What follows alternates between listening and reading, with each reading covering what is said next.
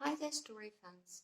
Today I'm going to read to you a little bit from a book of my own, which is in a way about a very huge part of my life, and it's about being a teacher, which I still am.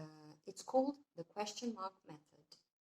It's sort of my method, the way that I teach, and it's a tiny, teeny book filled with some of my wisdom gathered in the School for Foreign Languages where I work, and I've been working for over 20 years with people aged from 3 years upwards. So very little children, and then school children, high school children, students, adults. So everybody. The book is called The Question Mark Method because I believe you should never teach people how to think. You should teach them to be inquisitive. You should teach them to ask questions, to be interested in what they're learning, and to teach them to learn, not just study, but to learn. Studying is not as interesting as learning. When you learn stuff, you learn for life. So the question mark method is called the question mark method because it's about questions. Whatever you do in life, whatever you talk about, whatever you write about, whatever you learn about, there are some things that you should always be interested in. Who, what, where, when, how, and why.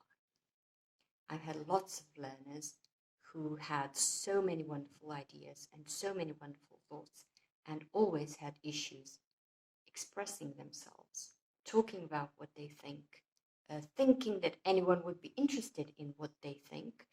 And one of the biggest compliments I received from one of my learners, who was about 18 at the time, and he'd been my learner for years and years, was when he told me, "You know why I like to learn English from you? It's because you never teach us what to think. You always ask us what we think, and you are interested in it."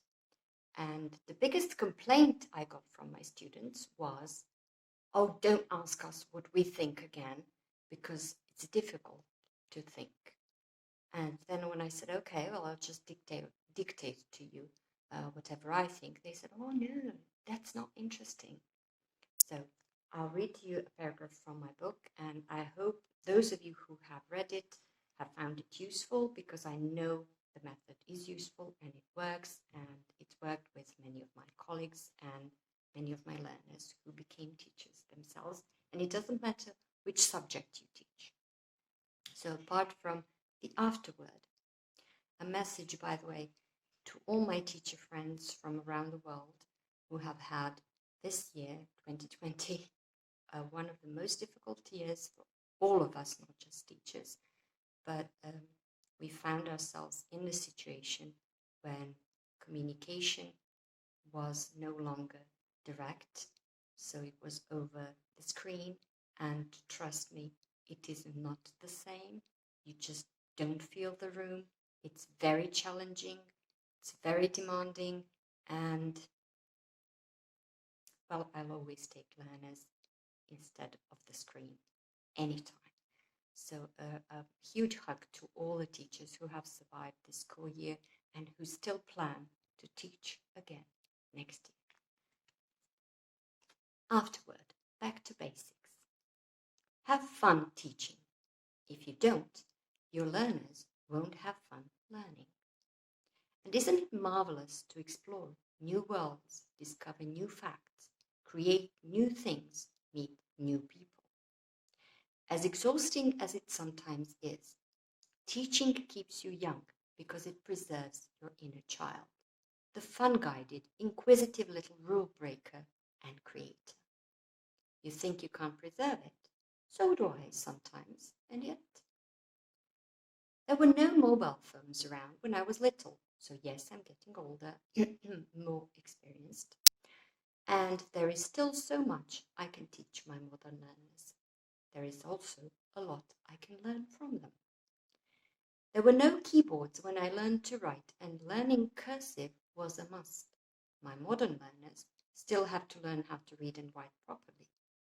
They can also teach me a thing or two about apps and software. There weren't so many movies and videos when I was little. but I can still interpret stories and show my learners which book inspired them and why. My learners will always have stories to share with me, provided I ask them the right questions. You guessed it. Who, what, where, when, how, and why. And why matters the most. I hope you keep learning. I hope you keep teaching, those of you who teach. And I hope those of you who teach keep learning too. Love it. It's one of the greatest professions in the world.